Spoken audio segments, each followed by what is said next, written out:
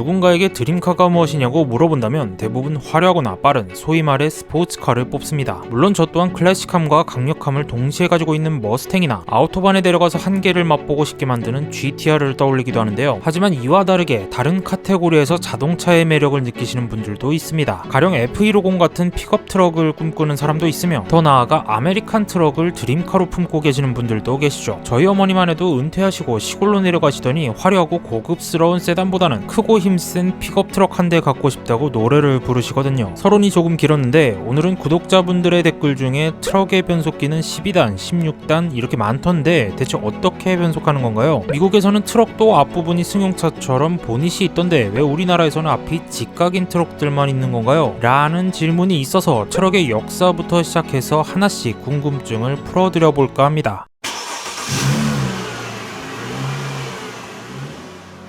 트럭이라는 단어는 바퀴를 뜻하는 라틴어 트로쿠스와 그리스어 트로코스에서 따온 것인데요. 자동차가 발명되기 전에도 트럭이라는 말은 존재했었습니다. 바로 기차에서 대차라고 불리우는 바퀴와 차축, 차체를 연결시키는 부분을 통틀어 트럭이라고 칭했던 것이죠. 그래서인지 처음 자동차 트럭이 등장했을 때는 그냥 트럭이 아닌 모터 트럭으로 불렸다고 합니다. 첫 가솔린 픽업 트럭이 세상에 선보여진 것은 1896년 고틀리프 다임러에 의해서였습니다. 2기통 피닉스 엔진이 들어간 4마력 픽업 트럭이었죠. 2년 후 미국의 발명가이자 사업가였던 알렉산더 윈트는 회사에서 만든 자동차를 구매자들에게 안전하게 배송하기 위한 방법을 모색하게 되고 트레일러가 달린 첫 가솔린 트랙터 트럭을 선보이게 되는데요. 트럭이 말을 대신할 수 있는 녀석임에는 틀림없었지만 승용차의 엔진을 그대로 가져다 썼기에 무거운 짐을 싣고 움직이기엔 힘이 부족했고 무게를 버틸 수 있는 트럭용 타이어가 없었기에 완전히 마차를 대체할 수는 없었습니다. 트럭이 빠르게 발전했던 시기는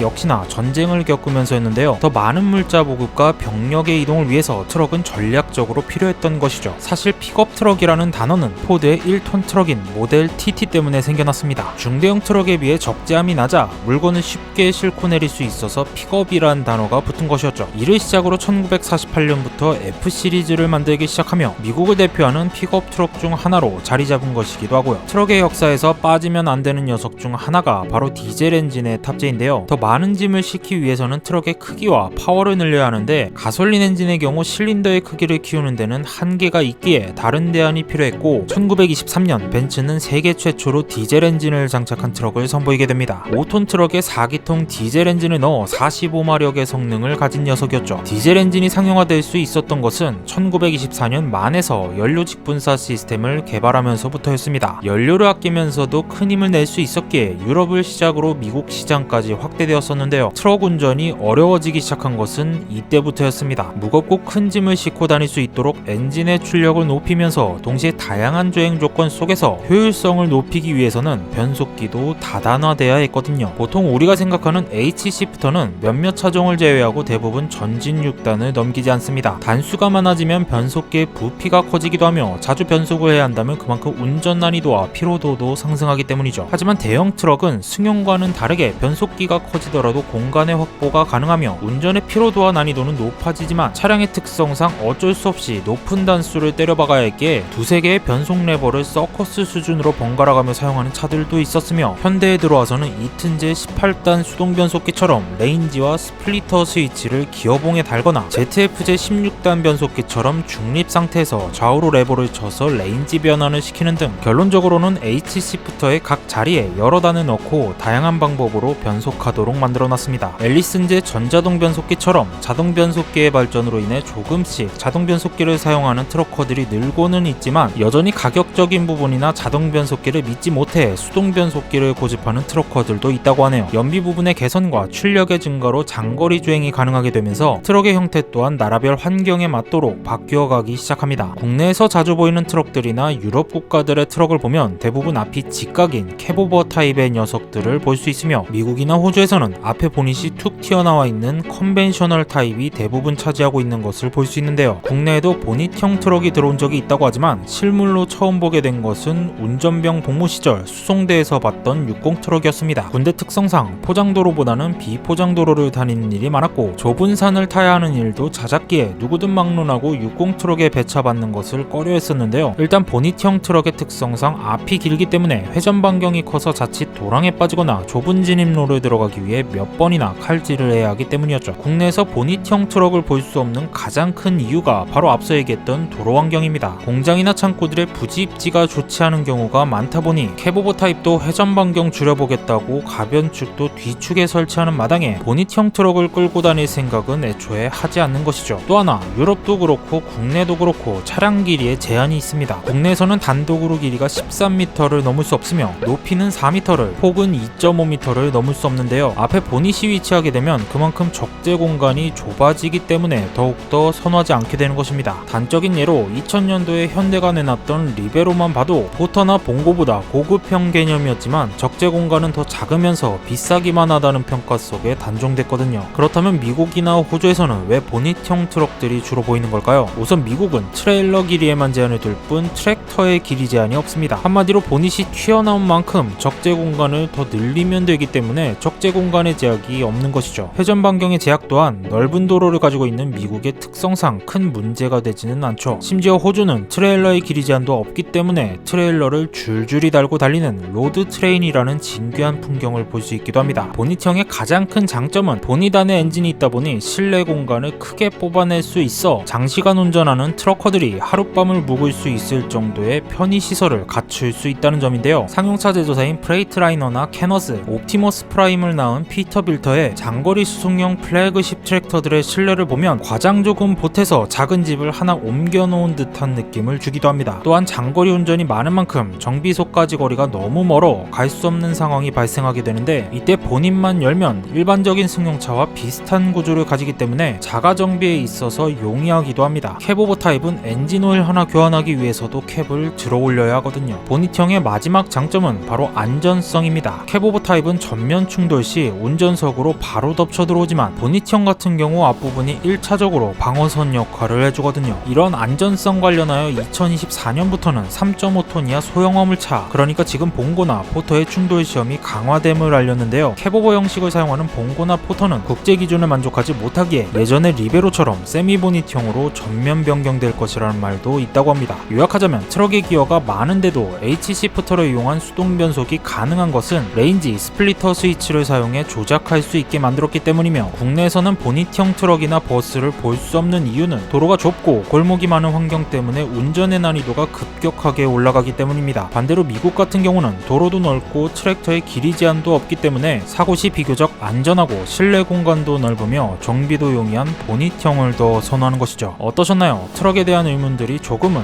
해소되셨길 바라면서 다음 시간은 미국에서 많이 볼 수 있는 껍데기와 내용물이 특별한 트럭에 대해 알아보는 시간을 갖도록 하겠습니다. 재밌고 유용하셨다면 좋아요와 구독을 눌러주세요. 곧 다시 찾아뵙겠습니다. 감사합니다.